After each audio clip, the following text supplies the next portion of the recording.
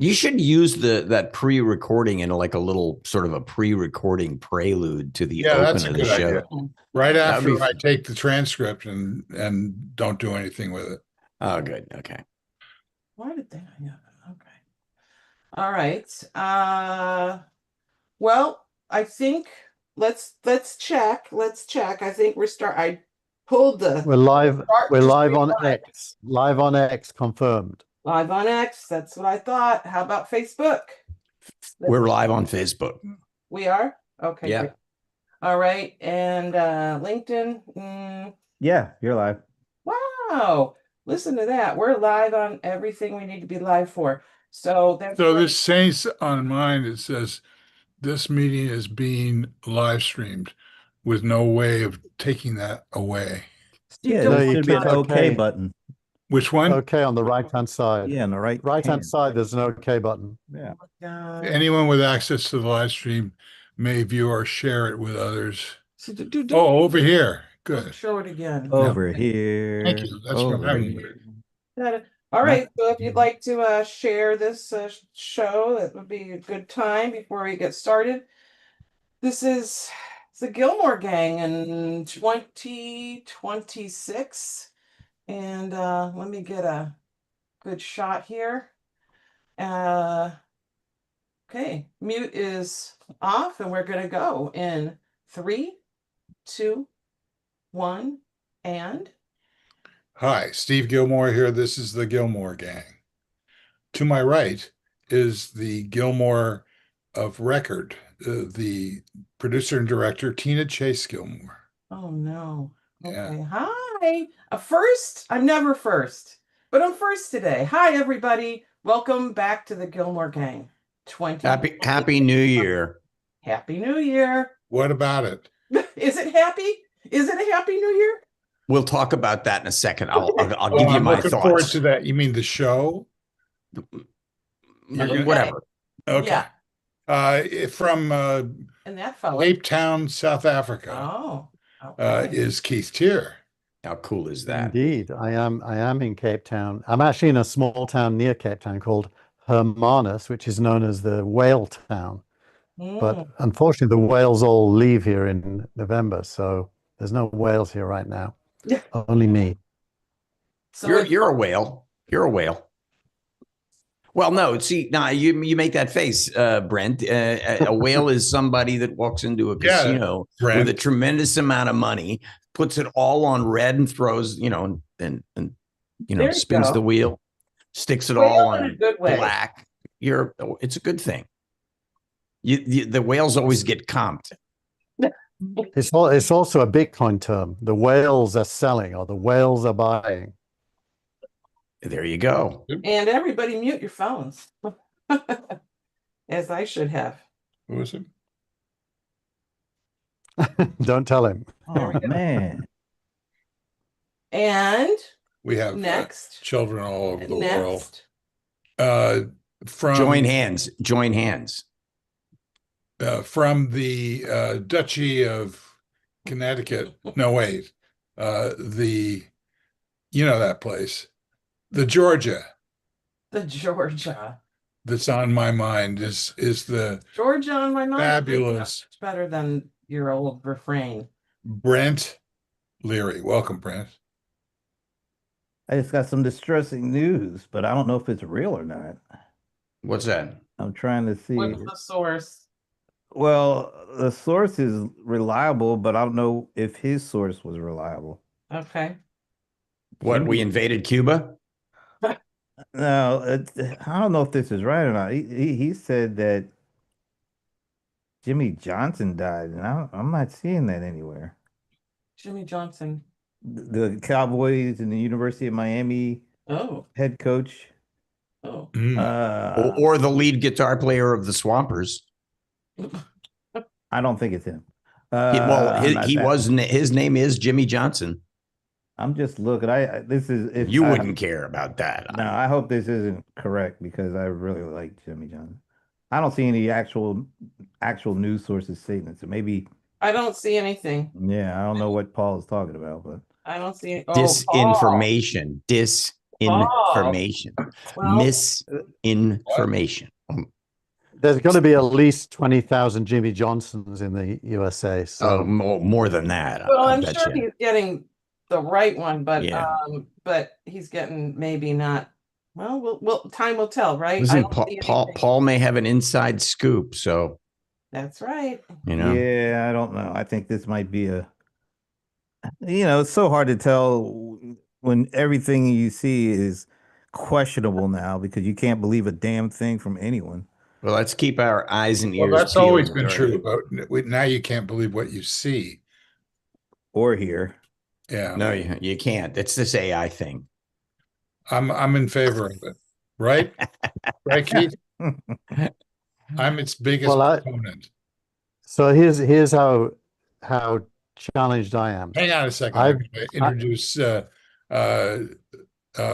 from London, England, Frank Radis. Welcome, Frank. Hi, Steve, Tina, Keith, Brent, me. Happy New Year, everybody.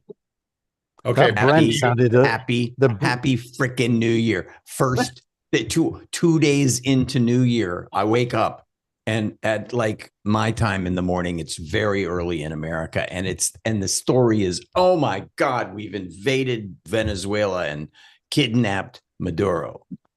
I'm sorry, man. I just flipped out. I really did. I sent out a note right away saying, can't I get up one day? Just one. By the way, a news source called Midas Touch or whatever that thing is, fabulous. Not news, not a legitimate source. I'm sorry, Brent. You know what? And you can't do it. As soon as you said that the other day and you questioned it, you said, and then again, what are the legitimate? And then I went to the New York Times. I went to the New York Times, and they had a story about it. That's when I started to believe it. I don't go to Midas Touch for news. I go because they do the clips. I look at the clips. I don't care at all of what they're saying. Oh, I just love like Midas the fact Touch. I don't look at the pictures. I just read the articles. No, I watch the video clips because everything else is their opinion. I don't give a damn about. I know where you were coming from there, Steve. I remember that. Yeah, I do too. What was that? Steve has an exception though, because when he looks at that with the week, he does, wait a minute, you were just doing the Trump dance. I was. When he looks at that with the week, he doesn't read the article. He only watches the pictures. He told me. God. Who is that? Me? Yeah, you said that was the week. You always watch the video. You don't read the. Well, it's that's true. Whatever suits. Except recently. Whatever suits him. Recently, I've been skimming the editorial and skipping the argument. Getting back to you've totally turned Andrew into a puppet. Frank, I totally agree. It just takes me just back to the first Trump administration.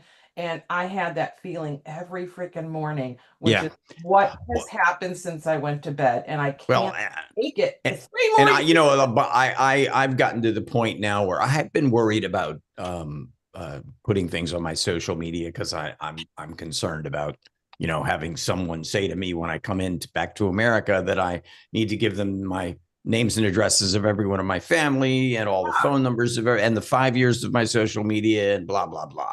So bring in a burner phone and here, you can have it.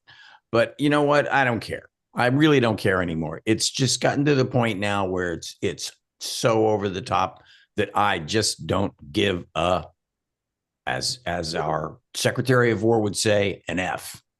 Yeah. My God, every single moment. And, think about it. He made a deal with Maduro that included Maduro in Venezuela taking an effort to try and cut back on the drug problem. Okay, there is no fentanyl coming out of Venezuela, but anyway, and offering up some deal for the oil. Yeah, well, some deal for the oil. Didn't say a thing about the beachfront property, but that'll be another part of the deal later on. And so I think that what Maduro did was he just kind of laid back and went, see, I made a deal. This is really good. And then boom, they came in and took him after they killed a bunch of his secure guys. So they made him feel secure. And then Rubio is in that press conference, and he says, "You know what? And Cuba, which is run by a bunch of senile old men." With Trump standing right over his shoulder. Was he awake though? I mean, his eyes did. You know what? That thing with the eyes being closed during that press conference when the other guys were talking was just a scam. It was him trying to make sure that everybody knew that what he had said about a week ago, which was my eyes were closed because I was resting them. Bullshit. No, that wasn't it. It was actually, in the immortal words of Grady from Sanford and Son, he was just checking his eyeballs for cracks. There you go. Eyelids. Eyelids for, I would say checking my eyelids for holes. But man, I'm telling you, this whole thing. And then, oh, hey, you know what? America's going to run Venezuela. Go, America. Come on, man. What do the maggots think about this shit? Because, this has nothing to do with making America great again. It may have a lot to do with him putting up property on the beaches, which is what he's going to do in Cuba after he takes over Cuba in a few weeks. Was he also going to make Gaza the Mideast Riviera or something like that? You know what? He's not. That was original, but now it's the Don Roe doctrine. Don Roe doctrine. The Don Roe doctrine. So he's just going to do it all on this hemisphere. Boom. Thank you very much. You guys. So Frank, what do you think about what Frank thinks about? I have no idea. Keith, what about that AI thing? Come on, what's Apple going to do with this? Then what about that AI thing? You got to be specific. What is Apple going to do with the glasses and AI? Have you heard anything? Hang on now. We're not walking away from this one that fast. Oh, okay. Well, I don't know. Well, no. Good. Well, but Steve's question to me was kind of weird. But asking you about what you thought. Yeah, I kind of was saying what I thought. It's Steve. Come on, 2026. It's like 2025. Yeah. So, Steve was implying there's two of you, Frank. There's you, and then there's you. There's AI Frank, and then there's Frank. Want to see I have a new avatar, by the way. I could put it up for you. Remember, there used to be a guy called Z Frank. Is he still around? Yeah, he's still around. Yeah, but he was still around then too. Oh. So you could say, are you there then, or are you there now? I don't know. Wherever you go, I have no idea what that meant, Brent. So Frank, yeah. What do you think about this AI thing? Oh, come on, Steve. We'll get back to it. Trust me. I was wondering how many of the photographs of Maduro being brought in were AI, especially the one where he's wishing people a happy new year and being all, chummy with folks. I looked at that and I went, that doesn't look real. It doesn't seem right. And it felt to me like, wow, that seems like an AI image. And I don't know. I haven't heard anything. And there was, but I did George see that. Will thing was definitely AI. I didn't see that. It's in the chat that used to be called the chat. Is okay. Well, I'll go look at it, but not right now. But trust me, you're not going to like it. Okay. So has anyone got an explanation as to what the F is going on? I know what happened, but I have no analysis of it that makes any sense to me. There is nothing going on beyond him distracting from the snatch and grab. That was it. The snatch and grab. Everything from this point on is going to get made up. Well, here's what we have to do to answer your question, Keith. We have to talk not about what is being said, but about the media implications of what is being said. Oh, you mean the media that's doing bullshit? Yeah. Nothing? Yeah, that group. Frank, since you are beyond a doubt our media expert, worked in the field for so many years in the traditional legitimate media.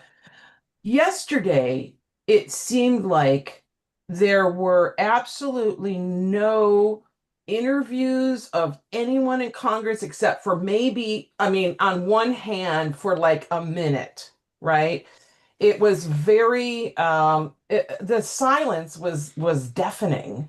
It was. It didn't seem that way. It was that way. And the only things that people in Congress did was to send out social media comments. The ones who were so anti what was going on, because they were flabbergasted that nobody from the White House went to them and did what they were supposed to do. In fact, had already said prior to the invasion that they weren't going to invade, that they weren't going to do anything about trying to change. So it's just that the problem is that the media just wants to be asked. Is that what you're saying? No, the media is afraid to do anything, A, and B, they're really, honestly, I hate to say this, there's nobody left in the mainstream media that's doing anything. Did you see the new CBS News, the new show? The very first new show with What's her name?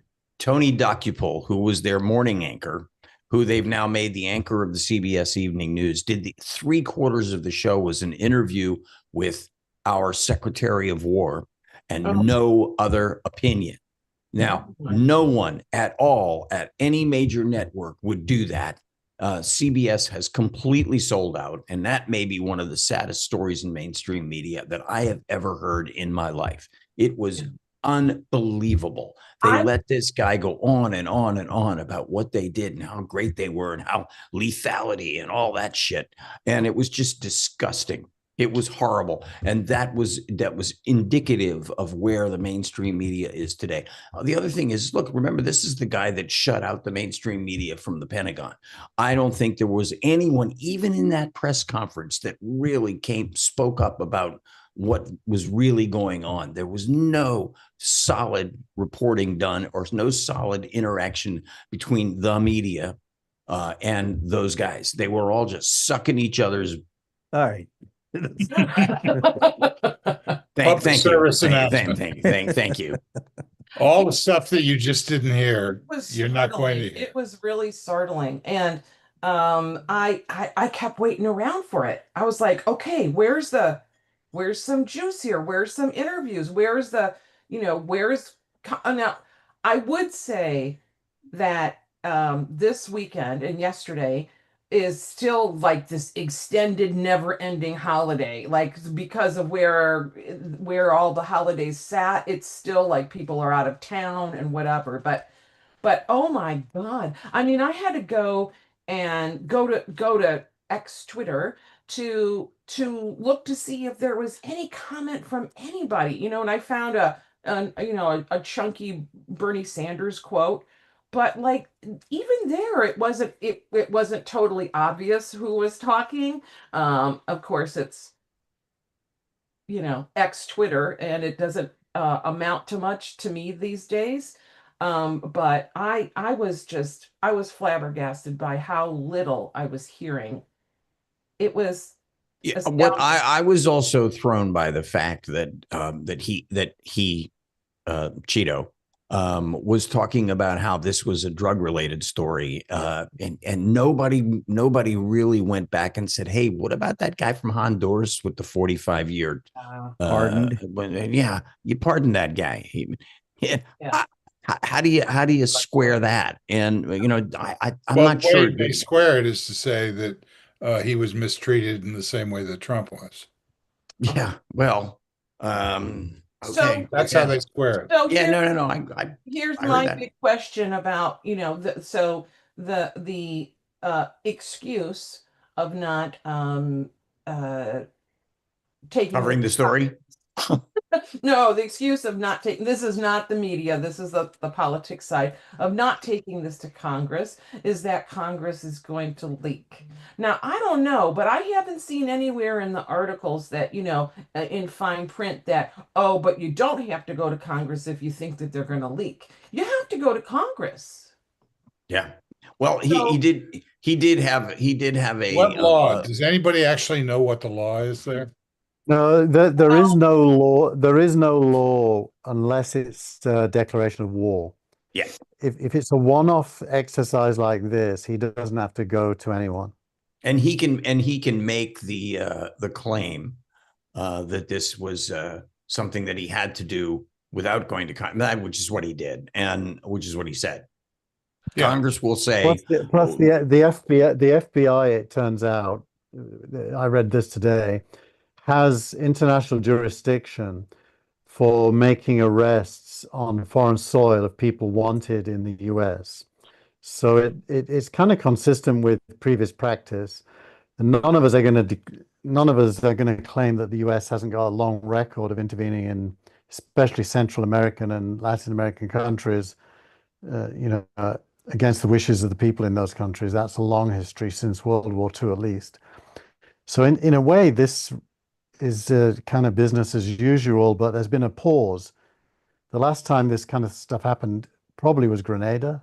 And was Grenada invaded by the U.S. or by Great Britain? It was invaded by the U.S. You're now confusing the Falklands. I was actually I was in Grenada when that happened. It was the U.S. and it was the Marines and it was and they kept us off the island. And who was the president? I recall it was almost the exact same time that Letterman was that Reagan?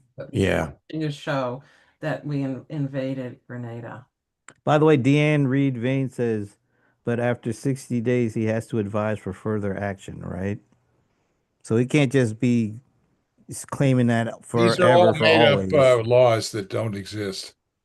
Yeah, it's not. I'm not sure that they're laws as much as they're things that have sort of fallen into this is the way we do it. Sort of. Yeah, that's what I said. I understand the declaration of war thing, but what is the definition of war? And what kind of kind of action? It has to be a war, or I'm starting a war. Well, the Congress would be able to make that definition. Right. That's why the Vietnam War was started in quotes by the what was the name? By the French in the 50s. Yeah, but I'm talking about the resolution that was used to justify it. Why did we take 150 aircraft into the area? It took 150 aircraft to get like 3 people out of the country. Well, I mean, it's like they got George Washington and Martha out of the country. The aircraft of some other country coming at me. I would say this looks like war. How did we get from World War II, December 7, 1941, where there was an actual attack on our homeland, and of course there was a declaration of war after that? Where was the actual aggression from Venezuela on our soil against us that immediately allows this guy to single-handedly say we're at war? Nobody said they were at war. Yeah, and he's obviously what he says is that the incursion by the Venezuelans with the drug boats, which they with the fentanyl, which they don't have, they don't have that, which by the way comes from China anyway. But that was they actually, I think, in the final documentation changed the word fentanyl to cocaine. I had read that somewhere, so that anybody who would say there's no fentanyl coming in from Venezuela, well, we didn't say fentanyl, we said cocaine, which there's some coming in soon. I just want to know all the folks that call themselves conservatives and what America first, and we need to stay out of other people's business, and they voted for this guy because he said all that. What are they saying now, considering this is going on while everybody's healthcare insurance is quadrupling? The inflation is about to take off because he's going to put some dude in the Fed that's going to basically go along with whatever the hell he wants, which more inflation, higher tariffs, economic chaos as usual. And yet, and still, this is what he's focused on. Stuff that most people don't even know where the hell Venezuela is. It's about the Epstein files. It's all the big distraction. It's that, what's that Robert De Niro Wag the Dog movie? Fabulous movie. This is what we're living through. It wasn't a great movie, but it was. I loved it. I thought it was terrific. It was fun. The plot was good. Yeah. I plots. I can't see this as anything but a really big mess.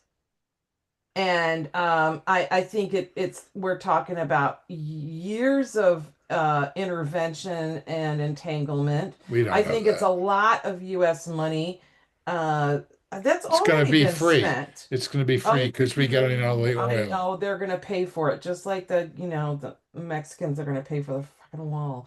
So so yeah, somehow we're gonna go there, and in interest of the Venezuelans, where we're gonna give them all this money that's gonna come from all the oil that we're gonna help them get out, but we're gonna off the top, we're gonna take all the well, it cost us this and this and this. Well, he's going to bring in all the oil companies how much to money is there start going to be left for the Venezuelans? So Keith, how's this? Is this clarifying things for you?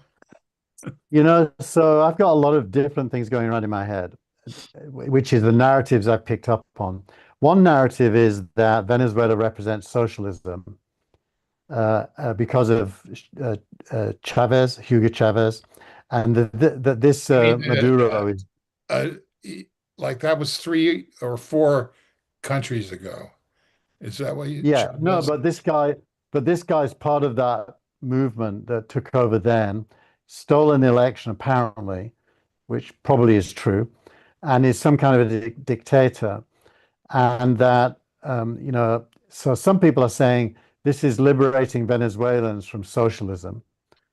Other people are saying this is liberating Americans from drugs. Still, other people are saying it's trying to restore democracy. So there's I like haven't heard these. that one, but go on. I don't think the U.S. So there's government even said that. No, but it's in the British newspapers today, are saying some of that. And I doubt it's any of those. It feels as if it feels as if it's very much a Trump thing. I'm not even sure Trump's people support it. When Trump made his speech last night, he was even disagreeing with his own people, characterizing the why and the what. So it feels as if it's very much a Trump thing. That means it's probably theater as opposed to substance. There's probably no long-term plan. And if that's true, it's going to fade away. I mean, he's not going to actually restore democracy because the new government that was sworn in today, if he wanted to, he'd have to get feet on the ground and really go to war to do that. And restore the woman who won the Nobel Peace Prize just recently. Yeah, he's going to take care of her. They just got sworn in today. Yes. Yeah. Rubio just said, let me interrupt for 1 second. He just said that it's not about the oil. We don't want the oil. We don't care about the oil. It's about keeping other countries from getting the oil. So they're already starting to put up some smoke screens. Us getting the oil. It's about them not getting the oil. That's exactly right. Yes. Oh my God. Well, you got to remember Venezuelan oil in light crude. Chavez, it's heavy crude, which is the best kind. And it's declined to 1 million barrels a day from a peak of about 5 million, due probably to mismanagement and lack of investment. And they're not pumping it. The government took it over and then messed it up. So it is the world's largest supply of heavy crude, even more than Saudi Arabia, but it's not being properly processed or extracted. So it is possible that oil's underneath it, but it feels too simplistic an explanation for me for that to be the case. I think it's more likely in the subjective. Money being a carrot for Trump is I mean, it's like the only carrot that he ever goes after is money and power, property. I think he's much more of a culture warrior than a oil warrior. I think he's trying to create a set of ideas, America becoming strident on the world stage, maybe. I think he's much more of a hearts and minds guy than a money guy in his presidential role. He's a money guy in his private life, but I think he's a marketing guy. He's none of that. He's a marketing guy. He's a con man. He's an idiot. So what impression is he trying to create when America takes someone out like this? Same with the Iran bombings, by the way. No one criticized those because they were generally thought to be a good thing. America as a positive colonial force doing good things on the world stage, taking out dictators, taking out ayatollahs. There's something going on there that he's trying to establish. Yeah, it's called a big distraction. And speaking of Iran or Iran, there's stuff going on in Iran that the American media is not reporting on. I'm sure you've heard about this stuff, Keith, because of watching the British broadcasts. And there's a revolution going on. There is a revolution going on. That country is blowing up right now, and the Ayatollah, he's like 88 years old now. We're talking about senile old men running the country. It's Iran, and nobody's talking about that yet, because here's why: both America and their people are scared of that shit, except for the young people that are in revolt. Yeah, because the people are revolting. They usually are. Think that very much. I do think there's a fundamental principle, which I think I put this in the chat, but this concept of the right of nations to self-determination has always been an absolute on the world stage. There is no exception to the right of nations to self-determination. In other words, there's never a time when nation A can invade nation B and be legitimate, even if nation B has bad people running it. Yeah. Okay. Or you just have people that aren't doing what you want to do. Okay now? Well, it's not just okay now. It was saying, think about Iraq, think about Afghanistan. Think about Iran in 52, 53, where Mossadegh got overthrown by the CIA and the M6 or whatever the guy's called. MI6. Yeah, MI6. I mean, completely thrown over because he wanted to nationalize their resources. And then they ended up with the Shah, who, became the biggest lapdog they could find. If you're going to go do something, then I want to know the real reason. And I don't want to be bullshitted about it's for this or it's for that. It's because of the good luck with that. For the non-existent fentanyl. It's for the whatever. I want to know why. Do you want regime change? Okay, then tell us that's what it is, and then have a freaking plan. That never works. That can be carried out. First of all, that never works. Regime change, that doesn't work. Okay, it doesn't work, but if that's their plan, if that's what they really want, let's hear it. Yeah, think about the rest of South America. For what reason? What? Actually, I agree with you, Steve. Using our money to go do these things without the. What do you mean our money? My tax dollars. I never got a cut of that. I don't want to fight with you, but good thing. It's our money, and that money was used to fly all those planes and to go there and to do this extraction. And about half the people. Oh my God! Now we're gonna go govern Venezuela. We're gonna go the freaking frack. These are the same issues that people don't care about as the same issues that the president is spending $3 million every time he goes and plays golf in Florida. I mean, it's people don't care. These things, you care, obviously, but basically people don't care. They don't care enough. And I actually blame a lot of it on the media for not creating a situation. I blame AI, actually. See, I knew you were going to make that turn. It's easy to do, Hey, I resent that. Hey, I resent that. I'm hoping. I understood where you were going with that, Keith. Take it to heart, Keith. So what? We're all with you on this. I want to ask you one pointed question about this, and then if we have to, we'll go away from this topic. But is that a promise or a threat? It's neither. Okay. It's not like everyone isn't talking about this, so we could go away from. No one is talking about this. And he said, "Oh, it doesn't matter." Where is JD Vance in this? Because he's in the couch. We haven't seen him. How come we haven't seen him? Now, what I heard or read that there's the Rubio camp, and then there's the Vance camp. The only problem Rubio has, he's too short to be president. The Vance camp. That That sounds like something you eat in an MRI. Oh, I would never eat that. The Vance Camp. I had some Vance Camp last night for dinner. Wouldn't never. Okay, so You're doing really well. Vance has got to stay out of the conversation. He's got to stay out of. Do you want to shut up? He's not. Where is he? He's got to stay out of the conversation. If he gets into the conversation, takes any position whatsoever, it's going to jeopardize what he thinks will be the ability for him to take over. Oh, you mean him changing his opinion about anything is going to jeopardize what?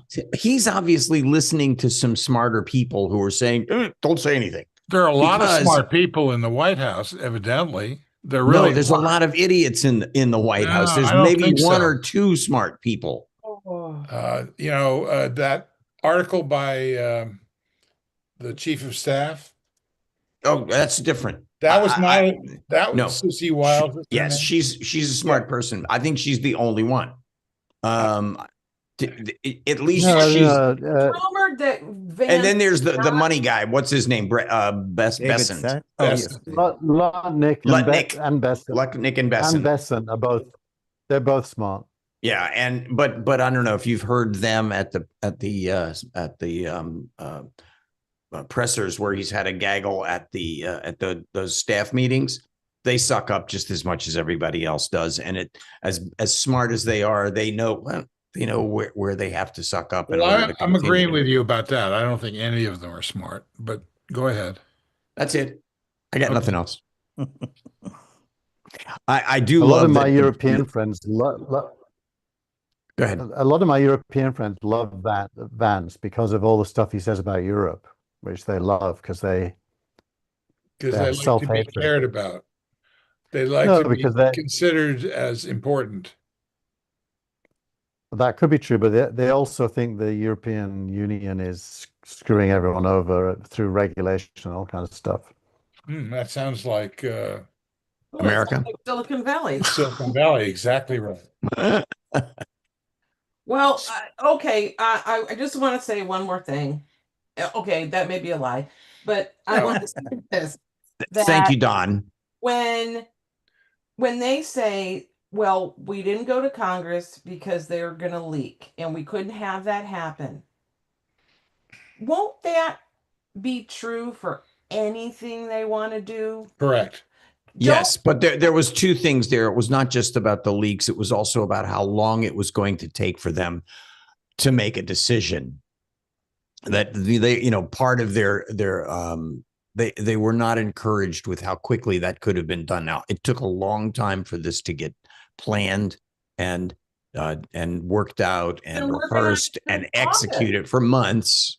They've been doing that.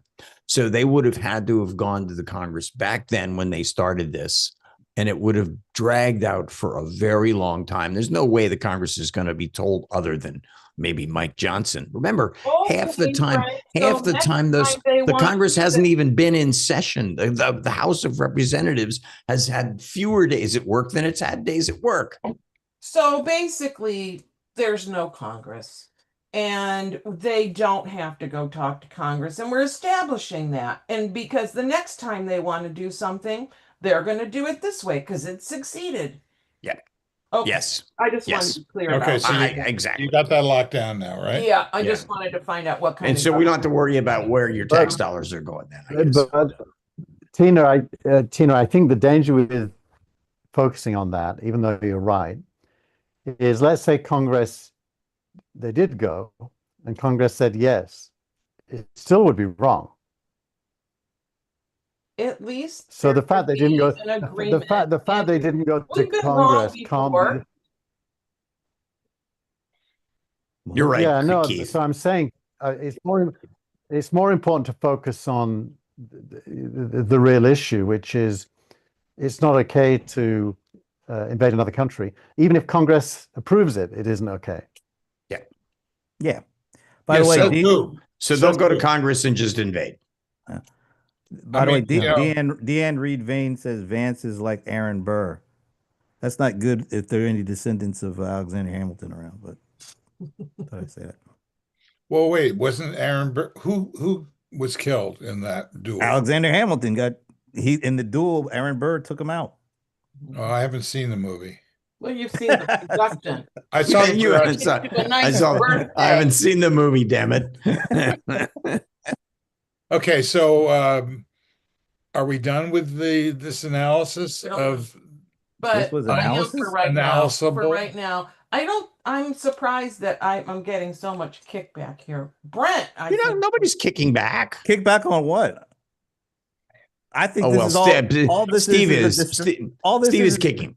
all this is a complete distraction because the stuff that he promised to do on day one, the things that a lot of people really care about, like prices down, affordability, all that kind of stuff.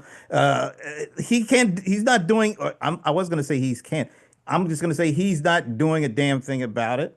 Groceries. And yeah, it's an old term. That's a very old term. Nobody says groceries anymore. Yeah, and so this is all things to distract people from that stuff. Now, I don't know how long he can keep this up because these healthcare prices are At really least another 3 years. Yeah.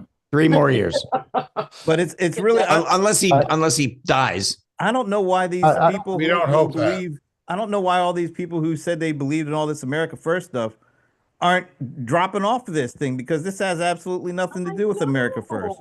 Yeah, exactly. It's mind-boggling. One thing go. Go ahead, go. I was going to say one memory I can give you is when Margaret Thatcher was about to lose the election, the Falklands War happened. There you go. And at that time, wag the dog. Everyone speculated that the Falklands War was to do with oil or some special minerals. And now, many years later, there's never been any minerals or oil or anything else found there. But it did win her the election to focus on jingoism. Good point. Basically. And this is this going to win the election for Vance or Marco? Raise your hand if you think this is going to win for the Republicans. Well, it's only the first. Not either of them. I think it's too early. Okay, so Brent, you raising your hand for no, right? I didn't raise my hand. I just said neither of them are going to win. So who is? Is it going to be a Republican or a Democrat? If the Democrats can't pull this one together, then they'll never win another election. I agree with that. Unless there's a war, and in which case there won't be any election. No, it's already clear what the Democrats are going to do. They're going to focus on the legal niceties of whether this was legit, which would be a huge mistake. It's like Russia focusing on Russia last time, or they're going to focus on these two people who were taken away, who, by the way, are not nice people. They're going to end up looking like they're defending those people. That won't help them. Yeah. So the only narrative that can help them is a principled argument in favor of national sovereignty, which is hard for the Democrats because they've breached it many times in their history as well. I don't think. Oh, the hell with history, for God's sakes! I don't think that's their best argument. They did a great job in these. They're not midterm, whatever the 2025 elections were, by sticking on the affordability thing and putting that first and foremost because that directly impacts most people.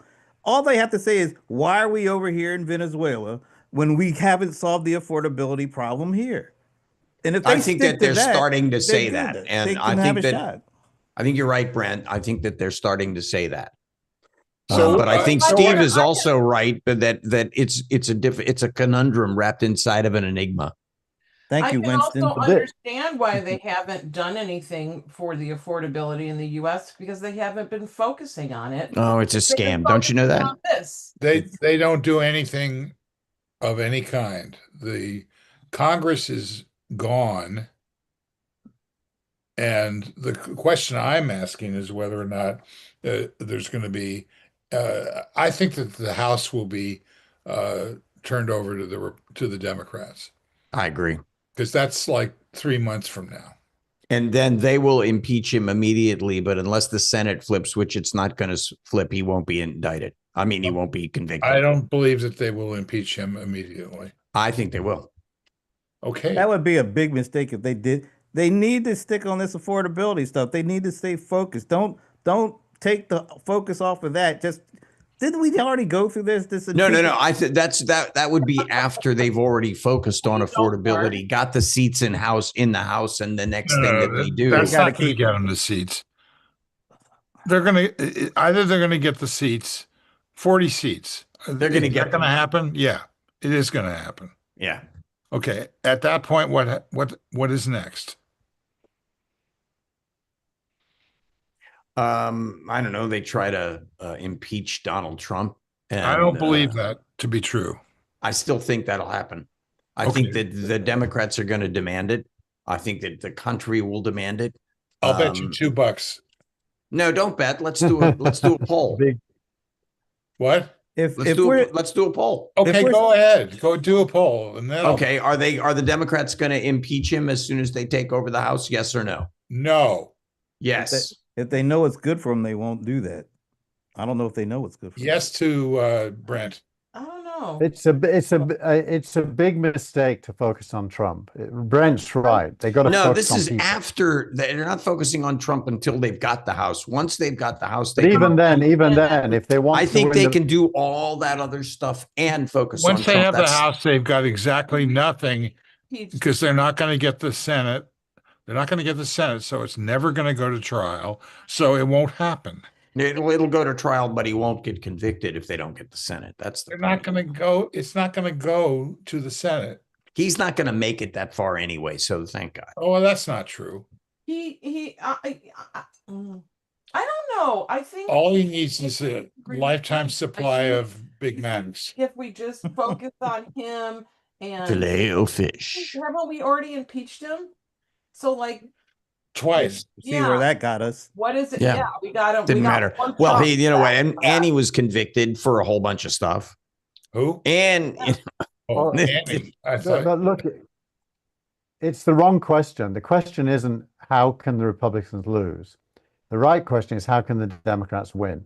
That is the right question. But the other one, and the answer is no. But the answer is by being popular. The Democrats can win by being getting popular. votes. So now we're back getting votes. Now we're back to they're screwed. Yeah. Okay. I personally think right now they are screwed because I don't see a leadership of any coherence. I don't see any leadership of your Hollywood Square here. You're like the whole thing is floating down. It's because my laptop's on my knee. Oh, okay. And he's bouncing around. That's okay. We're gonna. Sounds like a song. My laptop's on my knee. Do this and make you feel sick. Please. My laptop's on my knee. My tie is over my shoulder. Okay, so work that up for next. All right, now it's my turn again. So what about this AI thing? Seriously, how serious is this? When you say how serious, what are you talking about? Is there a bubble? Is it going to go? No, I don't care about the bubble question. The bubble is yes, no, it doesn't matter. All right, let's talk about Salesforce's retreat from AI. I think that's the smartest thing that they've done in a couple of weeks. Wasn't just them either. Right. Well, I mean, when did they retreat? I haven't noticed that. Yeah, I didn't hear about that. About what? I haven't noticed. Salesforce basically Salesforce retreating. Downsized the idea that LLMs are much more than a commodity. That's the summary. But you have to know about CRM, which none of us do, including. Well, there's one guy there that does. But it's not just them. It's not that's what I'm saying. Yeah. But Microsoft is doing this. They pushed off what they expect to make from this too.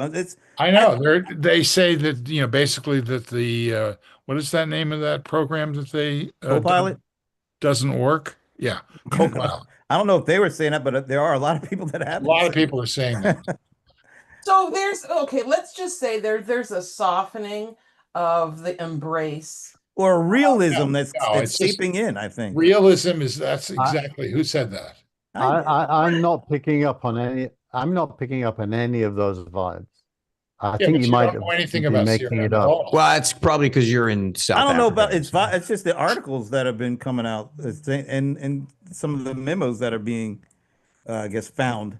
No, Basically, there's been some authoritative So let's just say that there's been some information about what's Keith doesn't going on believe it. inside Salesforce. No, he's wrong.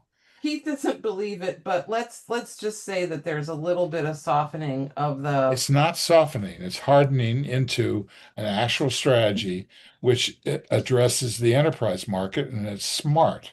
It's hardening the softening.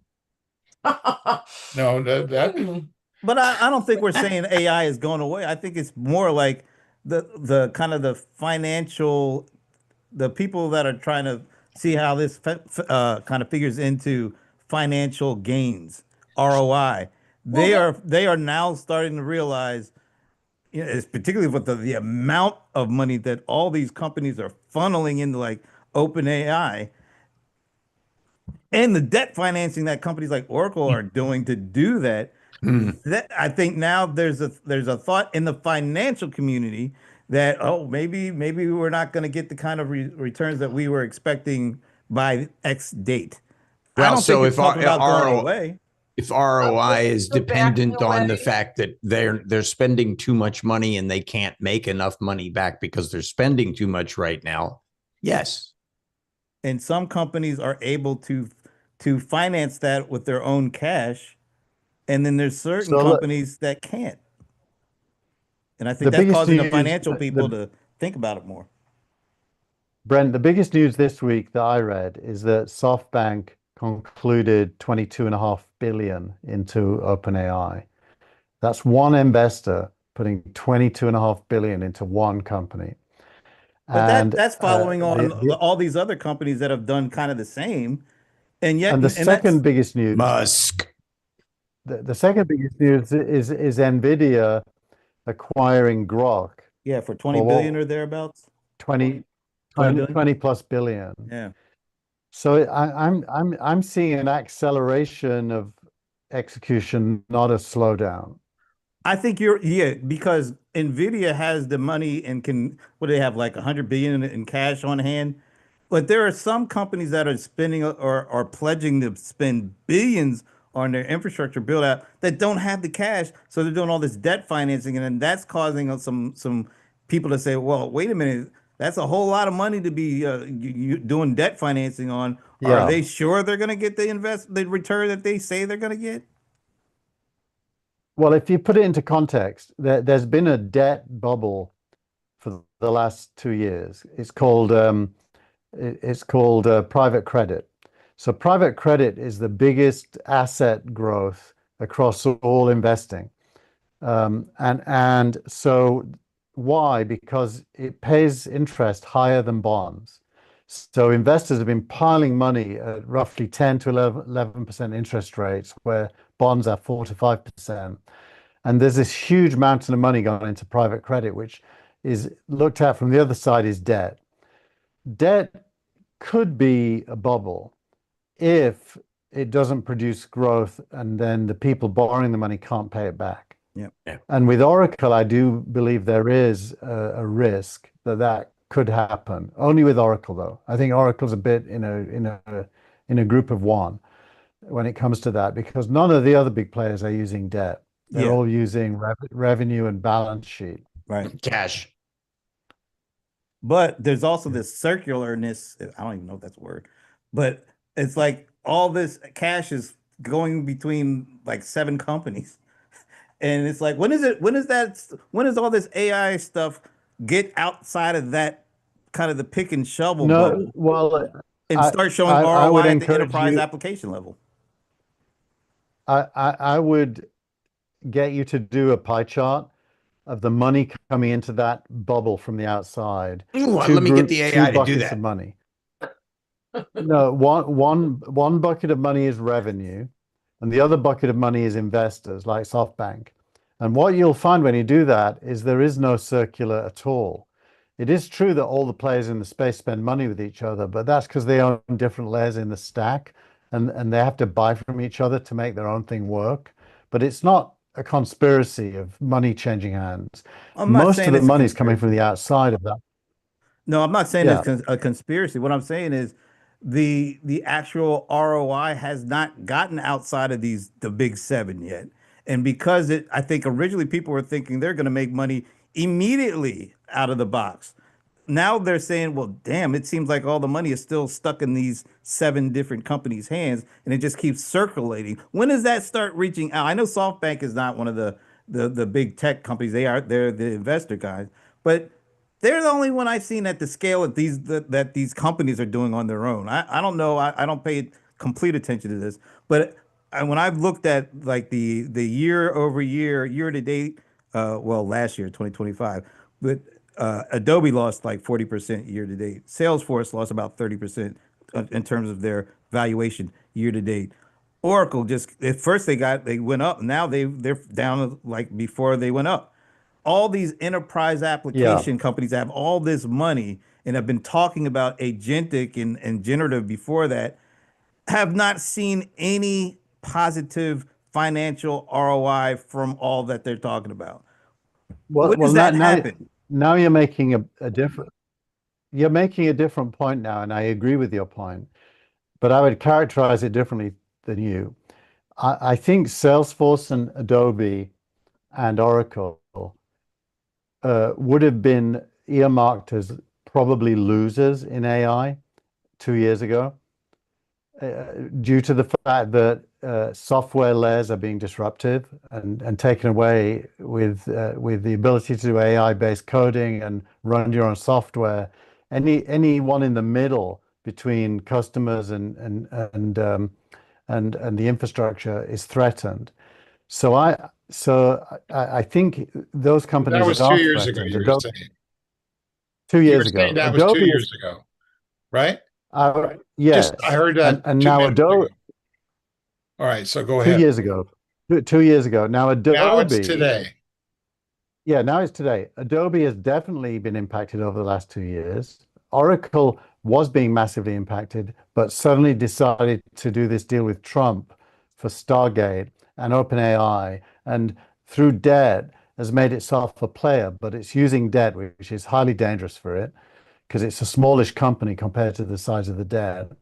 Salesforce, I know less about. I actually thought Salesforce was doing a good job of making itself relevant and not being disrupted. So I'm surprised to hear what you guys just said about it, because I think it I was don't because know it's who do you refer to as. I can't be more bullish about Salesforce. I think that what they're doing right now is extremely important for their survival, and they have an enormous number of customers, and Yeah, yeah, that's not changing. I wouldn't say the but long-term impact or aspects for Salesforce are changing. I think they got realistic. I think you talked about 2 years. I think most people that were in enterprise space over the last 2 years were thinking they were going to be making money by now and being able to sell their AI strategy into an ROI story, and they haven't been able to do it yet. And I think they're recalibrating because it's not that they don't think it's going to happen, but I think now they're saying maybe there's a longer time horizon that this is going to take place. And But they're wrong. They're wrong. They're wrong, Brent, because AI doesn't lend itself to vendor wrapped sales, whether cloud sales or enterprise sales. AI gets rid of sales because you can do it yourself. And once you Yeah, can do it yourself, you'll That's the never. spin that I don't agree with you about. I think that that's the Carva spin. It's the, disruption of Salesforce, which I don't believe. And I think No, that, it's the re-architecting. I understand It's what you're not that, saying. Steve. It's the re-architect. You're suggesting Re-architect. a AI-based software coding layer that's somehow going to replace the people who have the largest amount of customers on the planet in the enterprise space. And I don't agree with Because you. no, yeah, yeah, because I'm making a simpler point, which is nobody wants to be a customer. They have to be a customer because that's where you get stuff from that makes you run your business. The This is minute based that's no on longer it. true, I understand this is based on the assumption that, cascading supposition about the future is going to happen. And I don't agree with you. Can I split the just let me middle? go. It's just an opinion. I'll You tell you. said, on the last show, you said something about how you were using the software to build the software, and that I wasn't, and therefore you knew what you were talking about, and I didn't. And I reminded you that, yeah, you're using it, as we had a private conversation about this the night before. Where basically I said to you, if you really say that, then I'm going to say what I think. So I'm saying what I think, which is that the software No, layer. it's good. It's good. Yeah, you were very gracious about how you backed away from going down a road that isn't particularly agreed upon by august communities such as Wall Street, and the recent data is what Brent is saying. The recent data is, let's for a minute table the notion of bubble or not bubble, because I don't think that captures any of the energy that's in the AI space. The recent Yeah. information is that those that have actual businesses in the area of the enterprise are starting to achieve a small but palpable amounts of success with things like agents. That was what the last earnings call from Salesforce basically they went up about 12, 15 points, and they've only lost about half of that, which means they're up about 10. Now, yes, for the year, they're down as much as 30%. But the direction of what Benioff calls the commoditization of LLMs, uh, there's a large amount of energy in that area that I don't think is captured by the notion that people don't want to be customers or whatever it is that you were saying before. I think what's happening here Well, is it's a reality-based reorganization of who has success using AI, not the AI magic, but the actual. no, that align that I'm, that I aligns would with find it what I hard to disagree with me, that since I'm saying that AI is important. Are you no, really going what to you disagree just with me said. about that? No, I'm actually. I think we might have a delay, but I'm fully aligned with what you just said. Excellent. Uh, Touchdown. I do think LLMs will be and already are commoditized. Right. Although they're not unimportant, you Right. can't live without them. Right. But they're not where the action is. The action is what you build on top of them. Agents in particular, which both OpenAI and Anthropic are very deep in. They're really agent companies now more than they're LLM companies at the level of why do people buy from them?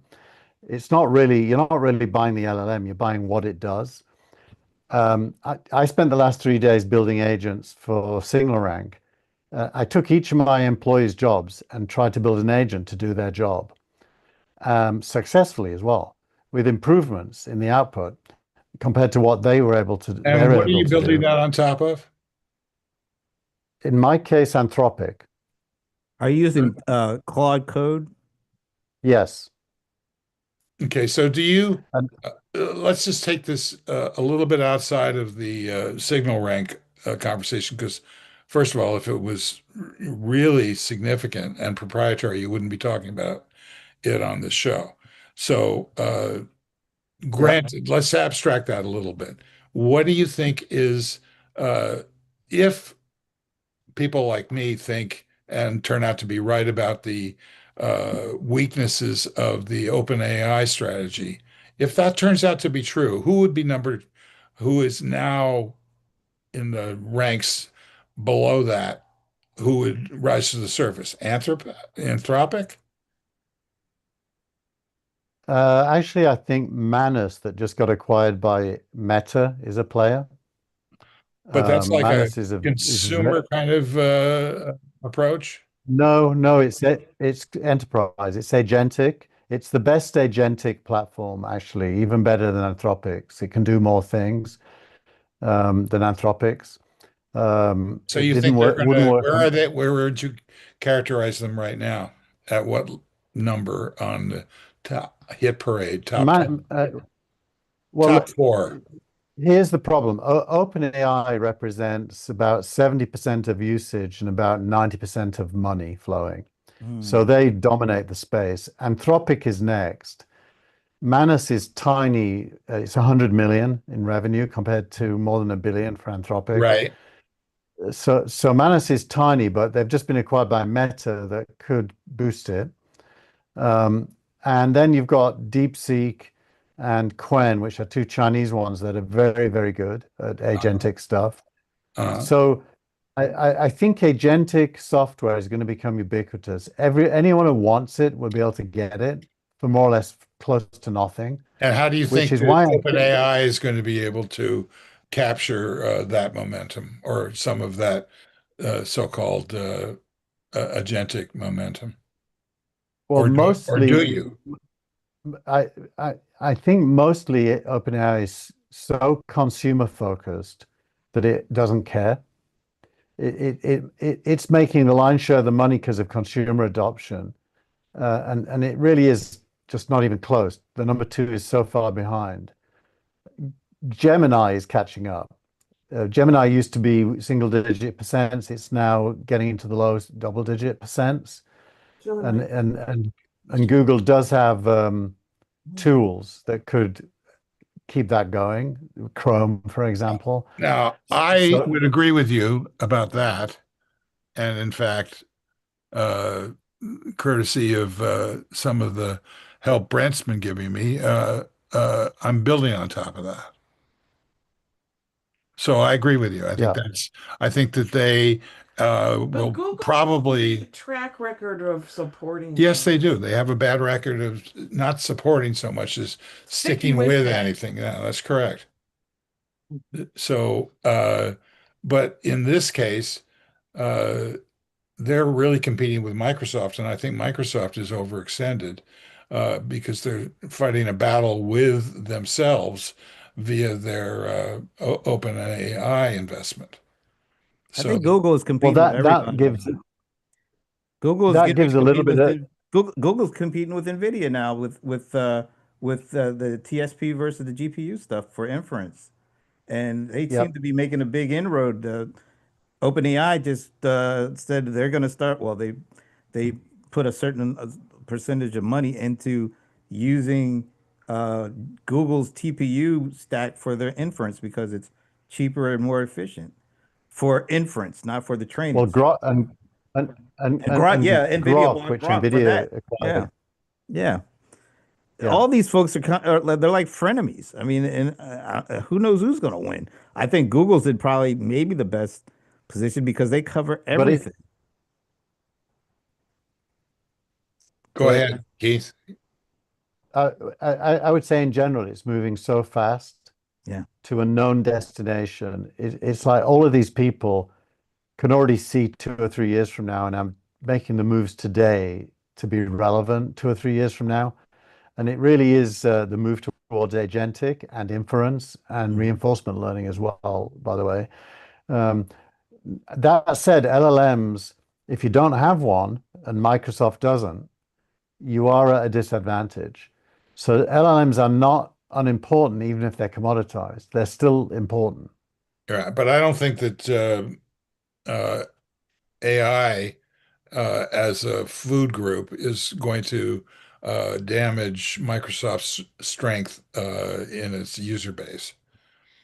You know, Probably true. They've succeeded via translating the the database away from so-called Office into so-called whatever the competitor of AWS is. Azure. Yeah, thanks. Well, I think Snowflake and Databricks and companies in that space the Postgres companies as well. Uh, there's one called there's a SQL company called Duck. Is it Duck? I think it's called Duck. That Thomas Tungers is an investor in. Data warehouses, data lakes, querying data, making AI work with data, that's going to be a huge growth area. And CRMs are just data, by the way. So if Salesforce wants to be relevant, it really needs the data to become usable by AI so that the customers keep using it. Well, they have just Salesforce has, I don't know how acquisitions of so many different data Yeah, I mean, integration. the last 10 years of their investment strategy has been dominating that. So they're not in bad shape. And they have Slack, and that's where a lot of this data around these engagement and interaction data that's kind of unstructured, but very important to how these folks come up with their go forward strategy is being housed in these conversations and collaborative efforts that Slack is at the heart of, which gives them a whole layer of data, unique kind of data that you can't really get outside in the more traditional, you know, table structured data. So Yeah, but they have to understand what they've got there. I mean, most of the narrative around Slack is how Teams crushed it. But Teams is not relevant at all in an AI world. I know. So Slack, we're not agreeing with what the argument is about Slack. What Brent just said. I mean, I personally am not a huge fan of Slack, but when I was asked the question about what I thought about doing it, the first time I was asked the question, it was about X or whatever it is used to be called, and I thought it was a good idea, and I still do, but they haven't been able to internalize that investment, and Salesforce went in a different direction. And so my problem with Slack is I don't find it a user concentric environment. I just don't like it. yeah, And that yeah, doesn't mean that that's going to have any impact on the overall success of the product. It looks to me from the outside like Salesforce is very close to being able to, uh, you know, layer Slack as the OS for what they apparently are going to change the name of to from yeah. Salesforce. Oh, really? Agent Force Yeah, is such a They're going to change S- the which name. I think is a Slack dumb should idea. be They're going to change What? Slack should be the interface to AI in the same way that ChatGPT is for consumers. It should be where you ask the questions and get the answers. Yeah, well, totally agree. which is we'll an see. operating system. I'm not a big fan, but I'm a huge fan of Salesforce because Salesforce has the customers, not Slack.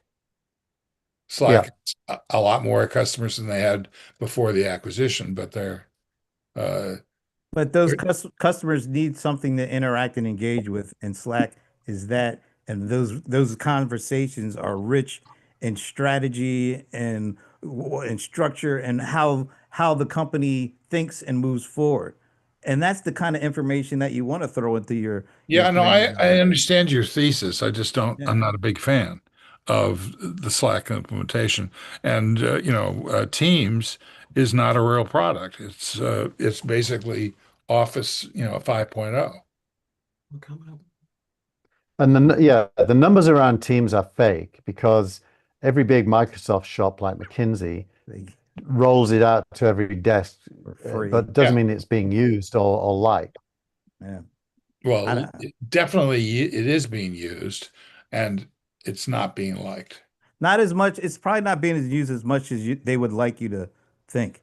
Because Yeah. remember when they used to sell licenses to CRM? Oh, not sell it. They would give out like what's that star thing? I can't even remember what it was called. Microsoft Star Point or whatever. SharePoint. SharePoint. SharePoint.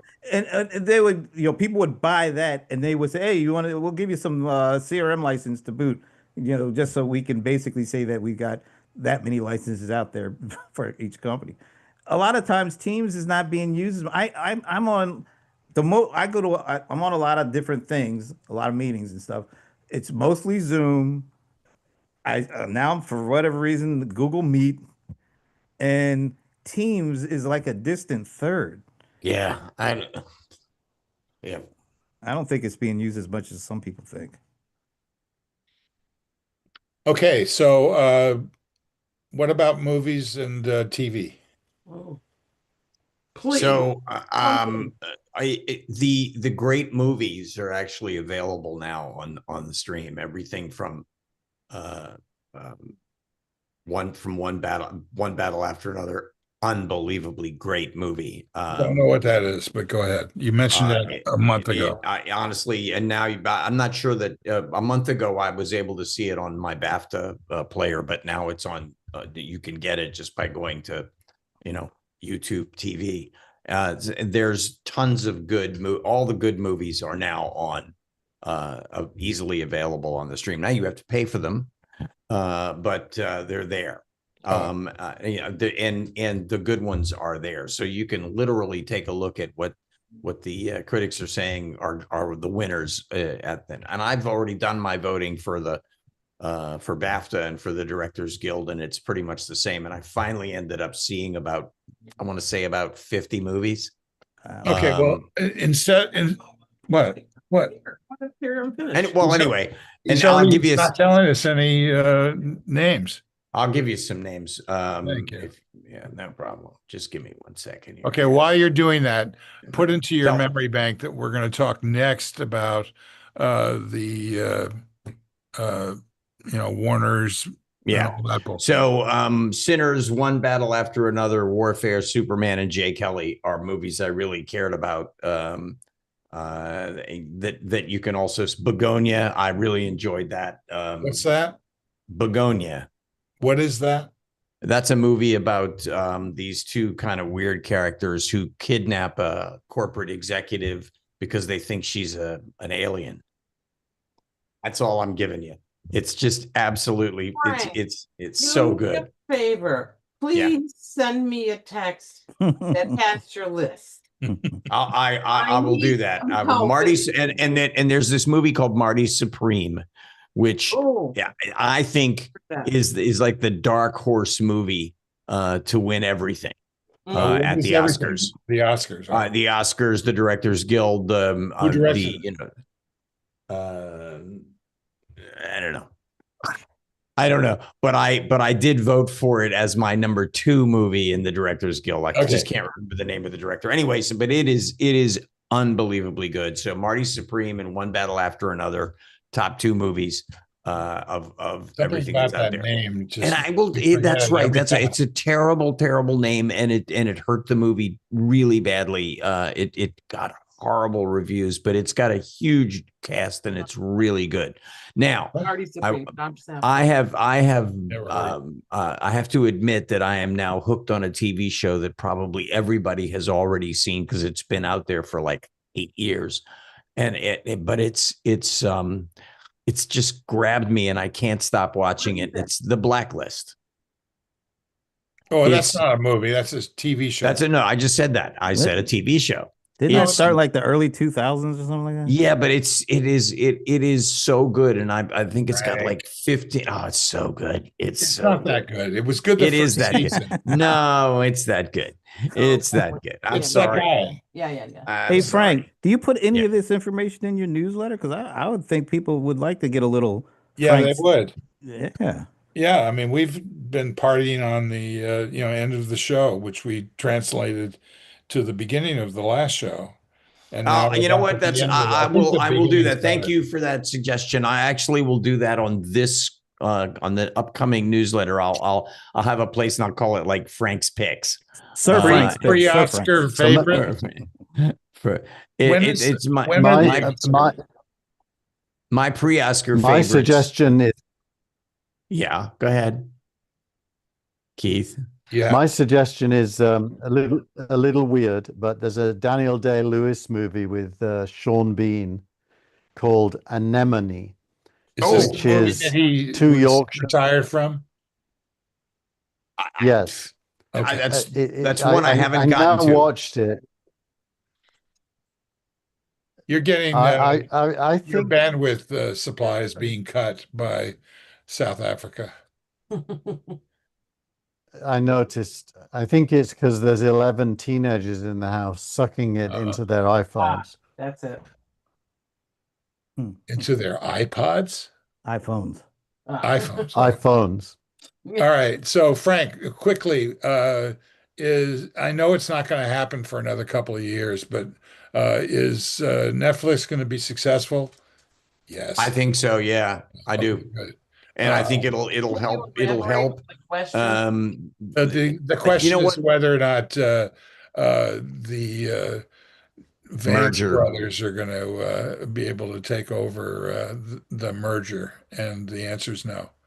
I think it would have been a really bad thing, although the administration has been for it, to have Paramount be the company that does the merger. It would also not really. He kind of backed away from it at the time, and it would have hurt Hollywood anyway. I think Netflix will make it a good thing. I actually do. And Netflix has so much money and so much power, and they care about movies premiering on the big screen. So I don't think it's going to hurt the big screen. I think that there will be work will come back to Los Angeles, although I think that Los Angeles has been hurt deeply in the movie business, and there's many places where movies are getting made right now that don't include Hollywood, and that's a shame.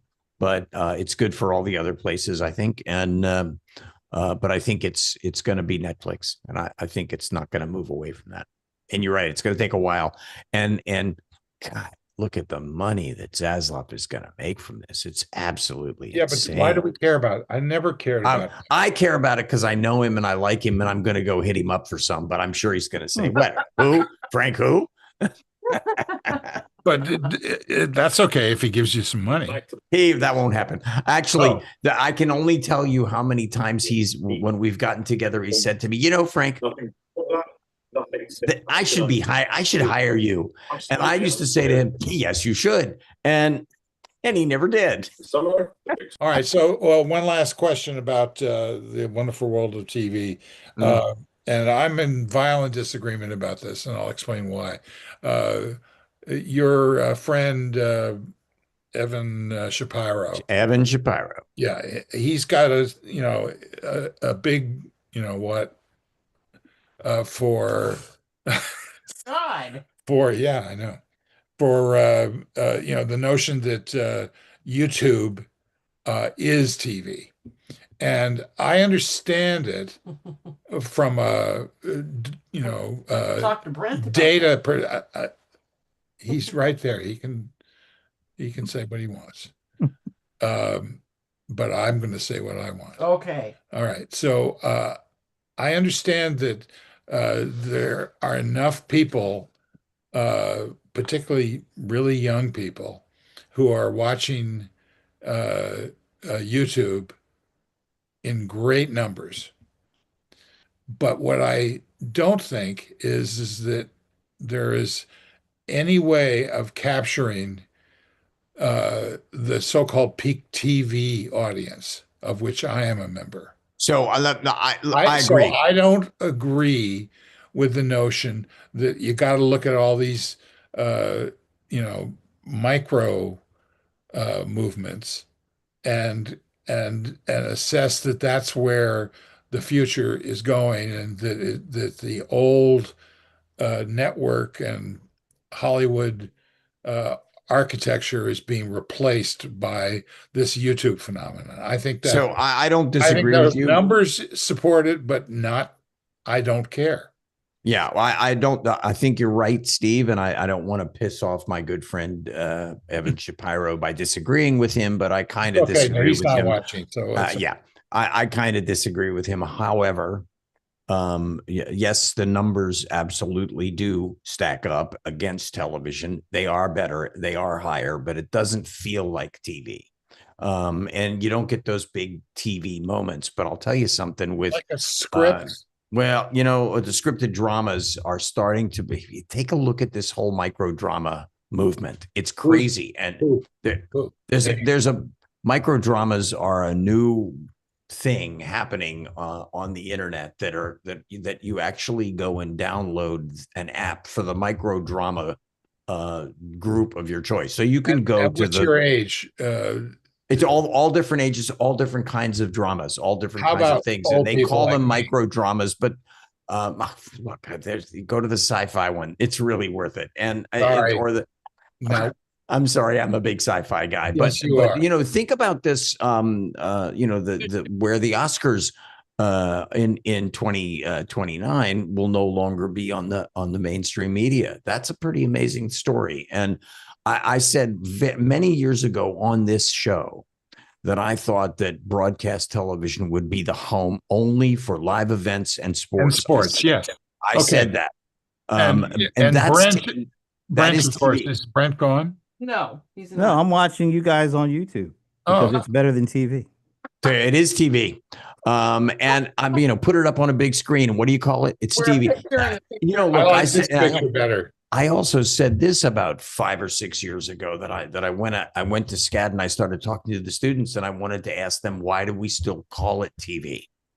That was a question that was sort of never really answered, and it wasn't dived into enough for the students to come back to me and say, well, why do we still call it TV? I sit down and watch, you know, I just watched Avatar, the new Avatar movie on my phone at like 3 o'clock in the morning. It's like downloading a virus.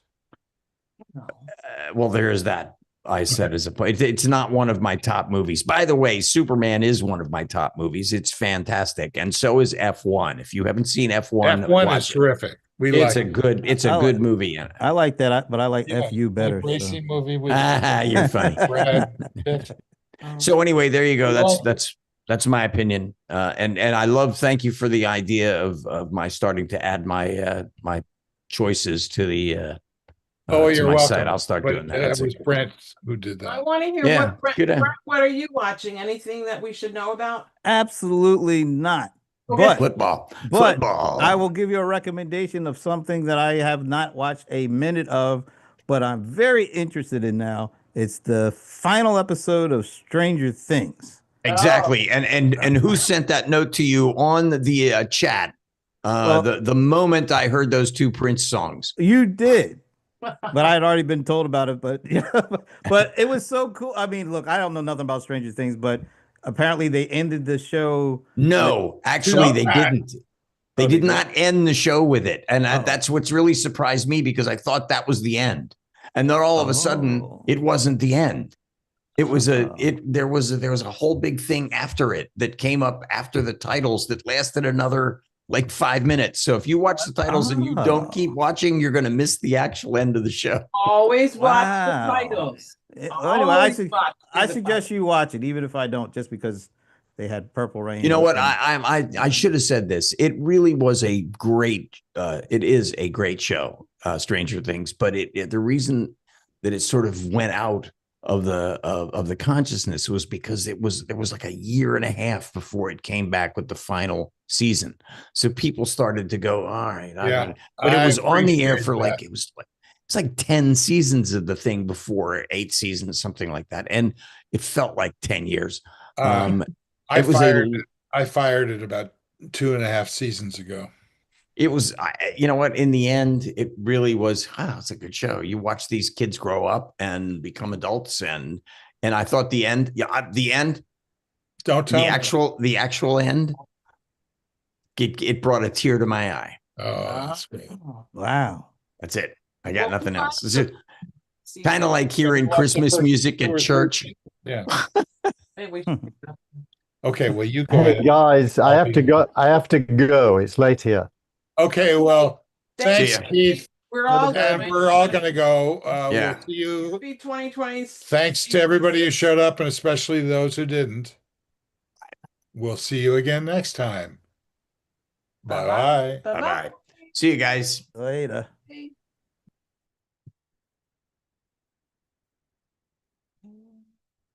Okay.